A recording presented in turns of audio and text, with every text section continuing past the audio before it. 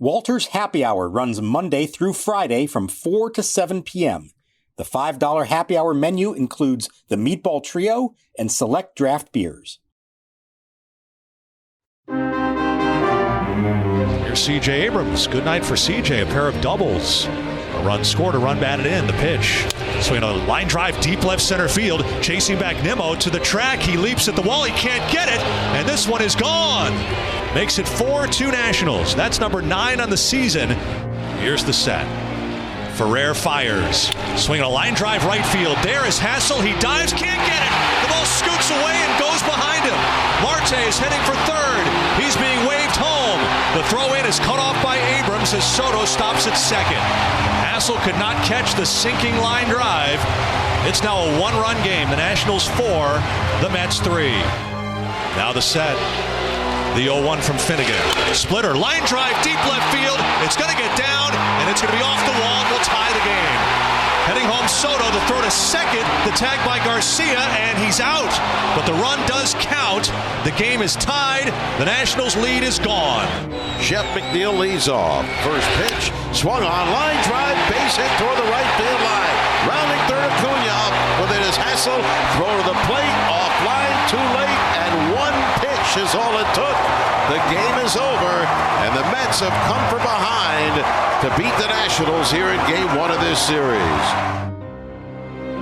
And welcome to Nats Chat. I'm Al Galdi, host of the Al Galdi podcast. Mark Zuckerman is off for this installment of the show, but I'm joined by the man who runs the podcast, Tim Shovers. And we unfortunately have quite the Nationals loss to discuss. Maybe the Nats' worst loss of this season. A 5-4 10-inning loss at the National League leading New York Mets on Tuesday night. This in Game 1 of a 3-game series. This was a game in which the Nats blew a 4-2 8th-inning lead.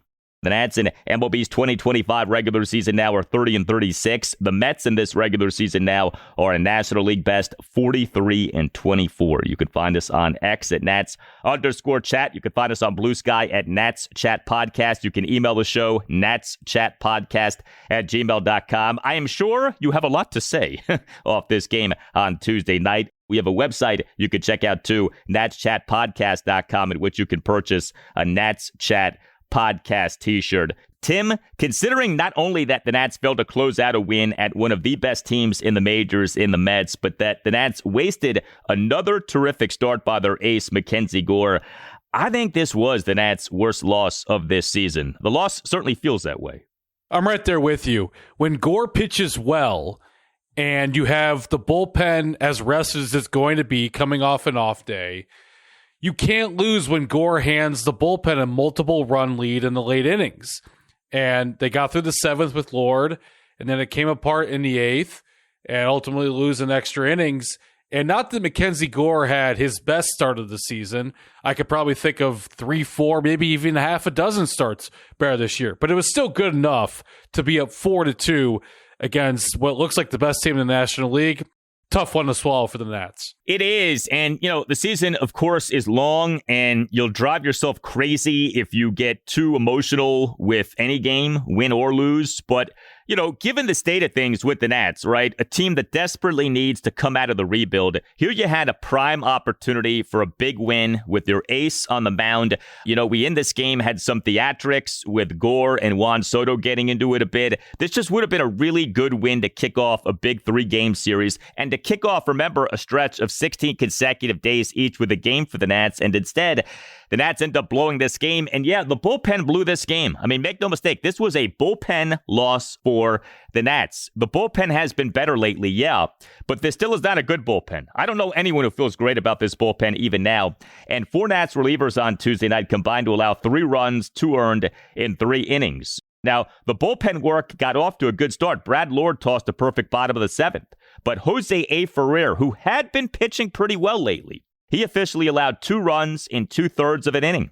He, in the bottom of the 8th, faced 4 batters, but got just 2 outs. Now, he struck out each of the first 2 Mets batters of the inning, but Ferrar then issued a 2-out walk of Starling Marte, despite having had him down in the count at 1.02. And Ferrar then gave up a 2-out RBI double by ex-Nat Juan Soto to right field on an 0-2 pitch to cut the Nats' lead to 4-3. The double came on a liner that got past right fielder Robert Hassel III, who failed in his attempt at what to me was an awkward falling forward backhanded catch. So another instance of bad defense by the Nats, and I emphasize those two words, falling forward. This wasn't even Hassel diving forward. It was more like him falling forward in an attempt at a backhanded catch. So, the bad defense by Hassel, another instance of bad defense by the Nats. But, I look at Ferrar. He had Marte down 0-2, ended up walking him. Had Soto down 0-2, ended up giving up the RBI double. Then came Nats manager Davey Martinez going to his closer, Kyle Finnegan,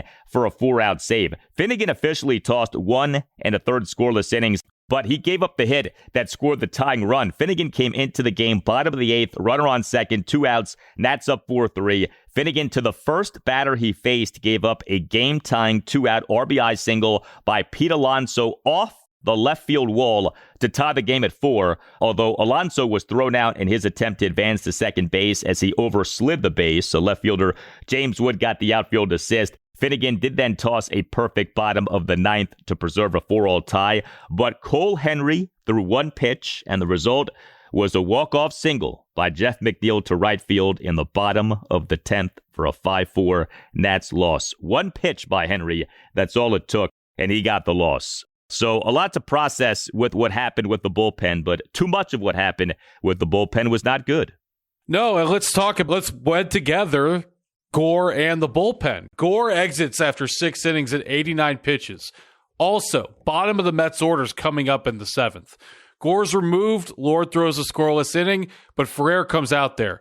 We've been seeing Jose Ferrar mostly in the Nats A bullpen, but 2+ months into the season, his ERA is at 5.4. He should be nowhere near the 8th inning optimally. That really, I guess, should be Brad Lord or Cole Henry in the 8th inning. So I felt like taking Gore out, put the bullpen in a tough spot there, and then they got exposed in the 8th inning. It really was tough. And again, I go back to how Ferrar began his outing, back-to-back strikeouts. I felt like his work in that bottom of the 8th was a perfect microcosm of Ferrar, because you saw the very best of Ferrar. You saw why the Nats like him so much. Power pitcher, back-to-back strikeouts to begin his outing. And then you saw the worst of Ferrar. 0-2, Marte ends up walking him. 0-2, Juan Soto ends up giving up the RBI double. I mean, Ferrar's a strikeout pitcher. You have each of those guys down 0-2. That's put away time. And Ferrar did not put away either guy. And then Finnegan, look, he threw the perfect bottom of the 9th to keep the 4-all tie, but the Nats needed him to get Alonso out. That's what an ace reliever is supposed to do. You come into the game in a big spot, facing a big-time hitter, and you triumph. And Finnegan did not do that in that spot. And this was not some cheapy little hit by Alonso. This was a shot off the left field wall, and the Nats are lucky that Alonso overslid the bag. Yeah, no, that was a weird whiplash moment where Mets have all the momentum, but Alonso overslides the bag. Kyle Finnegan for another year has one of the most saves in the National League, if not the major leagues. But he constantly has butts affixed to him because you look at the peripherals and people don't say he's a top-notch reliever. To your point, in a vacuum, a top-notch reliever strikes out Alonso. It protects the lead, and off to the 9th we go.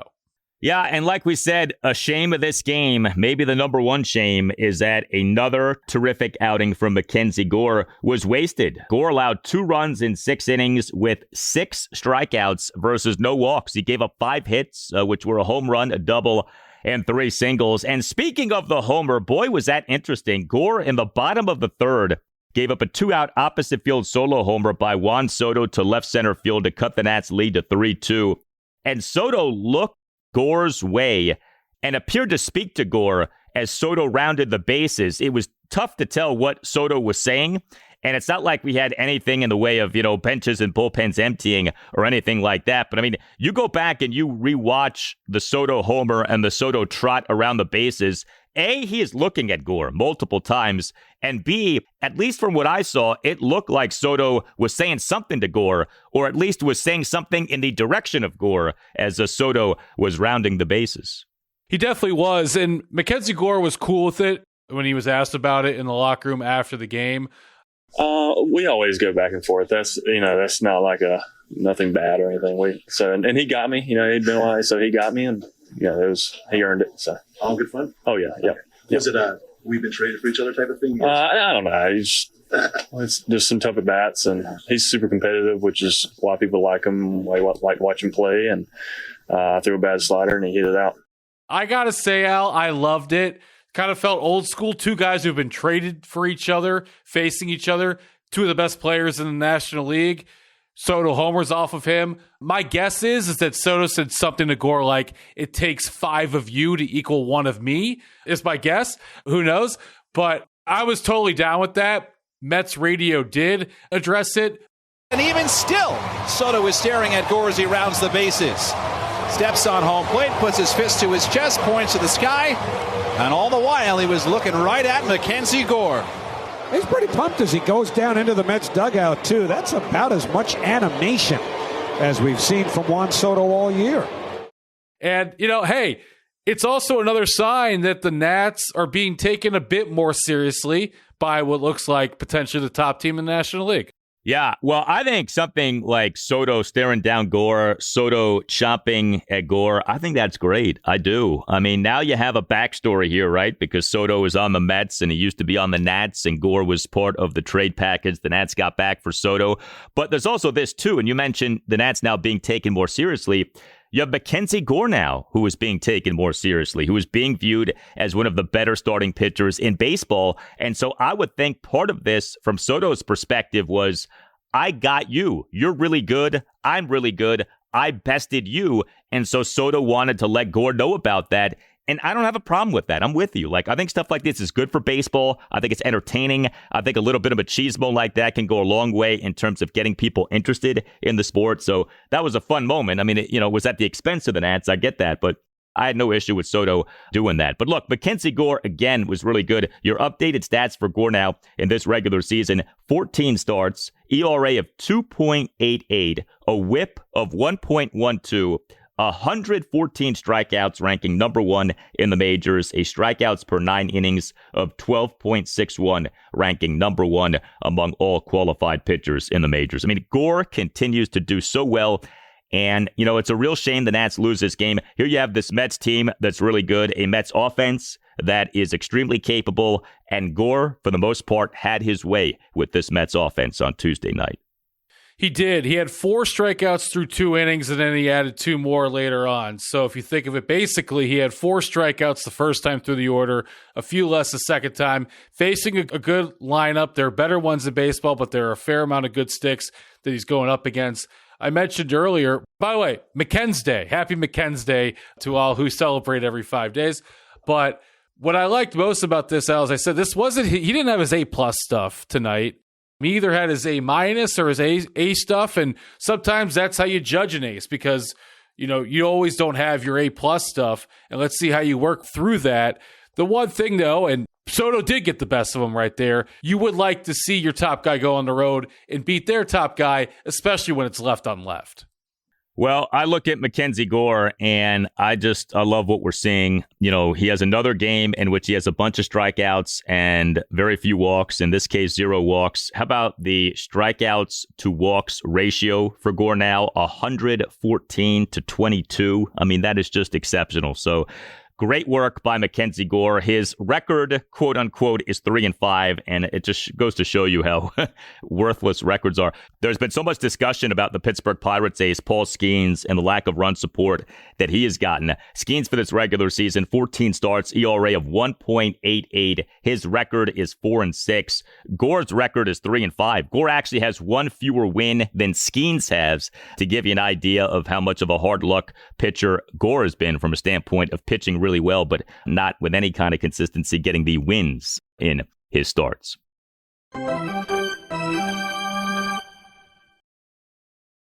Hey, Al Galdi here for Window Nation. We're midway through the year, and for many people, that means summer vacation is coming up. Will your windows keep your home protected while you're away? Save yourself the headache of coming home to a potential break-in by replacing your windows today with Window Nation windows. Right now, when you buy 4 windows, you get 4 windows free, plus you get a free exterior door when you purchase a house full of windows. And on top of that, you won't have to put any money down, pay any interest, or or deal with any monthly payments for 24 months. Call 866-90-NATION or visit windownation.com and tell Window Nation that you want the deal that you heard about from Al Galdi on the Nats Chat podcast. In this economy, what Window Nation is offering right now is a great deal. Your electricity bill is another good indicator of how well your windows are working, especially with summer temperatures here to stay. Lucky for you, Window Nation offers top quality, energy efficient vinyl windows built to withstand the sun's heat and keep your home cool. And did I mention that Window Nation windows come with a lifetime warranty? Don't miss your chance to protect and upgrade your home with Window Nation windows. Buy 4 windows, get 4 windows free now through June 30th. And remember, you won't pay a thing for 24 months. Call 866-90-NATION or visit windownation.com. That's 866-90-NATION or windownation.com. And tell Window Nation that you want the deal that you heard about from Al Galdi on the Nats Chat podcast. Tim Shovers here for LinkedIn Jobs. Before I get to the promo code for small business owners who want to grow their staff, allow me to talk about a job in DC that I think needs to be filled by the right person. It is time to bring up Brady House from AAA and have him start at third base every day for the Nationals. I'm not entirely sure of the corresponding roster move, and the odd man out very well might be Ahmed Rosario. But let's give House a shot with the Nats at the hot corner. Anyways, if you need to make a crucial hire like your everyday third baseman, post your job for free at linkedin.com/NatsChat. That's linkedin.com/NatsChat to post your job for free. Terms and conditions apply.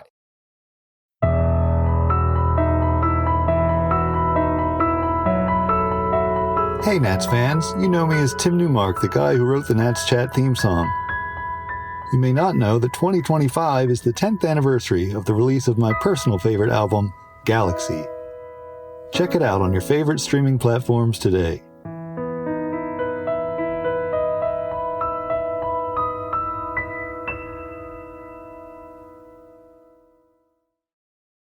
Tim Shovers here to tell you about Babbel. Did you know that the Nats are on the Spanish radio airwaves for the second consecutive season? Joven. Batazo fuerte por la línea izquierda. La bola se va, se va. Se fue la fruta.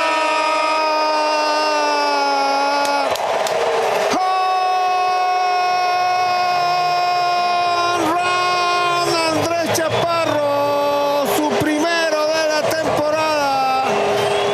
If you want to know what Luciano and Gustavo are saying on the broadcast on calls such as this one, then check out Babbel. And here's their special offer for Nats Chat listeners. 60% off subscriptions at babbel.com/NatsChat. Get up to 60% off at babbel.com/NatsChat. That's spelled BABBEL.com/NatsChat. Babbel.com/NatsChat. Rules and restrictions may apply. All right, fellas, I need you to stop what you're doing and go download Prize Picks if you haven't already. Because once you download Prize Picks and use code BACKYARD, you get $50 on us once you place the first $5 lineup. And in that lineup, the reason I love it so much, because all you have to do is place more or less on whatever player you want to rock with that night. And you can do it for as many players or as little players as you like. And it doesn't matter if I'm watching basketball, hockey, golf, baseball, esports, doesn't matter. I can put them all in my lineup. The reason I like firing on Prize Picks so much during the summer is because I travel all the time, and Prize Picks is available in more than 28 states, including California, which I love summers in California. So I can fire on Prize Picks with all my friends and sweat out the games with them. And it doesn't matter what we're watching, we always get to enjoy the game a little bit more. And lastly, fellas, there's also a special going on during basketball playoffs. Every time you do a $5 3-pick basketball flex play during the playoffs, you automatically get entered in the Prize Picks sweepstakes for courtside tickets to the finals. So download the app today and use code BACKYARD to get $50 instantly after you play the first $5 lineup. That's code BACKYARD to get $50 instantly after you play the first $5 lineup. Prize Picks, run your game. Lindor playing close to the second base bag, the 3-1 pitch. Swing a hard ground ball, fair! Inside the first base bag, hits the sidewall, shoots out to shallow right field. Cole scores, Tena's being waved in. Soto from shallow right throws home, and the tag is there for the out. So 1 run scores, Tena gunned down, and they'll leave James Wood in the on-deck circle. It's a double for Abrams, and the Nationals add a run and take a 3-0 edge to the bottom of the second. So the Nats offense in this 5-4 10-inning loss at the Mets on Tuesday night, I thought was pretty good. 4 runs. I know that's not an overwhelming total, but 8 hits, 4 walks, 2 for 9 with runners in scoring position. The 8 hits were 2 homers, 3 doubles, and 3 singles. Maybe this is a skewed perspective because the Nats offense has been so bad lately, but you draw 4 walks, which is a big improvement from what the Nats had been doing. And when it came to the 8 hits, you end up with 5 of the 8 hits being extra base hits. A much-needed good game for C.J. Abrams. Man, did he need what he did on Tuesday night. Abrams, as the Nats starting shortstop and number 1 batter, 3 for 4 with a solo homer, an RBI double, and another double. Abrams in a Nats 1-run fit, a 1-out first pitch, opposite field solo home run to left center field for a 4-2 Nats lead. Abrams also had that RBI double, although that came with a frustrating moment at the end. Abrams in a Nats 1-run second, 2-out RBI double down the right field line and off the sidewall for a 3-0 Nats lead. But on the play was Jose Tena being thrown out at home by a mile on a bad send by Nats third base coach Ricky Gutierrez, especially considering that James Wood was up next. That was a double whammy bad send by Gutierrez. A, Tena was out by a mile. B, James Wood, your best hitter, one of the best hitters on the planet, was due up next. And Tim, in a game that the Nats lose by 1 run, that moment sure sticks out. This was the worst moment of the evening because you talked about James Wood's in the on-deck circle, and it wasn't even close. It was not a bang-bang play. Props to Soto for making the throw. We've seen plenty of throws from him that haven't gotten there. He nailed this one. Al, it's just really bad situational awareness from the third base coach. We've had a few of those this year. Every third base coach has them, but this is inexcusable. You talked about some of the shaky defense earlier, like with the Robert Hassel play, and this is how you lose these tight games. Bad defense and dumb base running, and the Nats do it all the time. And I got to say, listening to Davey afterwards, he seemed diplomatic, but I definitely felt he was a bit frustrated, sort of saying, hey, we got our big stick in the on-deck circle. It's inexcusable to me. I haven't looked at it. I couldn't tell where he was when he hit third base, but it's 2 outs in that situation. We're trying to get some more runs. Like I said, we're trying to create some offense. Our offense, we've come off where we haven't been swinging the bats that well. Soto made a good throw. I don't get what the thinking would be in a moment like that with, again, James Wood, one of the best hitters on the planet, coming up next. And speaking of Wood, he himself was guilty of an out on the base pass. So Wood in this game as the Nats starting left fielder and number 2 batter, 1 for 4 with a single and a walk. He also had that outfield assist. But Wood in the top of the 5th drew a 1-out walk despite having been down at 1.12. So a good plate appearance there for Wood. But he then got picked off at first base for the 3rd out. So, you think about this game and there's a lot to take in, but Jose Tena thrown out by a mile at home. James Wood picked off at first base. 2 things that loom large when you consider the Nats ended up losing this game by 1 run in 10 innings. The Nats' other homer in this game was by Nathaniel Lowe. He is the Nats starting first baseman and number 3 batter, went 1 for 5 with a 2-run homer. Lowe in a Nats 2-run first had a 1-out 2-run homer to right field for a 2-0 Nats lead. The homer going a projected 415 feet per StatCast. And we had Andres Chapparo in this game.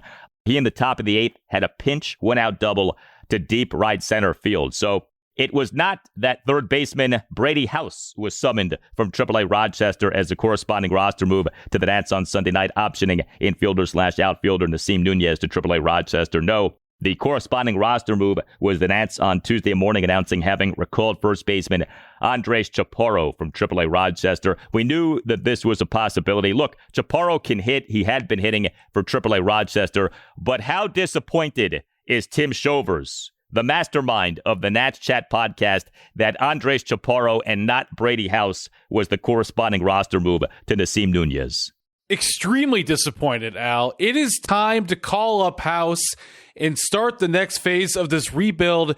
They are using veteran temporary options between Ahmed Rosario and Jose Tena. Call up House, let him join all the other young guys, and now that Gore's taking the next step, and let's see where this goes. I'm happy Chaparro's up. He should be up on the bench compared to some other bats on this team, But Al, it just really bothers me. Like, what is taking so long? We're into June. You drafted House 4 years ago. He's had plenty of at-bats. He's showing success. Come on. Yeah, I have to say this, and I said this regarding Dylan Cruz last season. I actually respect the discipline it takes to not promote a guy to the majors when that guy is one of your well-regarded prospects and is raking at AAA. And House right now is raking.